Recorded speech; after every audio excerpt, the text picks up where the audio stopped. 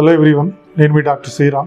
ఈ వీడియోలో మనం హీల్ పెయిన్ లేదా మడాల నొప్పి, ప్లాంటర్ ఫేసియాటిస్ అనే ప్రాబ్లం గురించి తెలుసుకుందాం. ఈ ప్లాంటర్ ఫేసియాటిస్ అన్నది ఎక్కువగా మనం మిడిల్ ఏజ్డ్ పీపుల్లో చూస్తూ ఉంటాం. 35 నుంచి 35 ఏళ్ల కన్నా ఎక్కువ ఉండే వాళ్ళలో ఎక్కువగా చూస్తూ ఉంటాం. ఇది ఎక్కువగా పనిచేసే వాళ్ళల్లో, ఎక్కువగా నడిచే వాళ్ళల్లో లేదా అధిక బరువు ఉండే వాళ్ళలో మనం చూస్తూ ఉంటాం.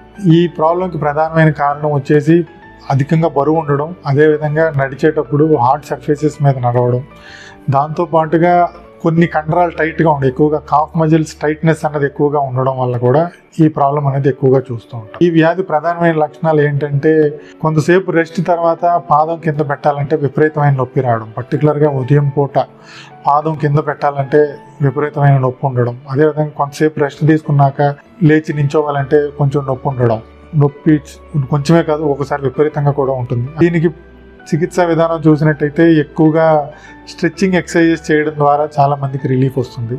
ఈ స్ట్రెచ్చింగ్ ఎక్సర్సైజ్ అన్నది ఎక్కువగా calf muscles, planter facie stretching exercises చేయాలి.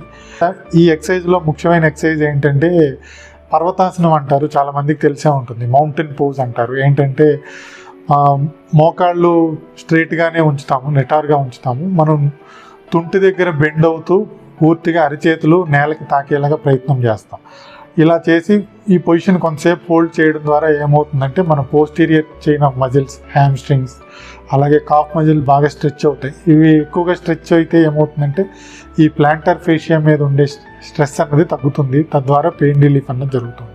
అదేవిధంగా పాదాన్ని స్ట్రెచ్ చేయడం ద్వారా, అంటే వెన్నుని నిటారుగానే ఉంచుతూ ఎంతవరకు వీలైతే అంతవరకు ముందుకు వంగి కాళ్ళ వేళ్ళని మనం చేత్తో తాకుతూ పాదాన్ని పైకి లాగడం ద్వారా ఈ ఎక్సర్సైజ్ ఉంటుంది. ఇది చేయడం ద్వారా ఏంటంటే ముందు అనుకున్నట్టే ఈ కాఫ్ మజిల్ స్ట్రెచ్ అవడంతో పాటు ప్లాంటర్ ఫేషియా కూడా బాగా స్ట్రెచ్ అవుతుంది.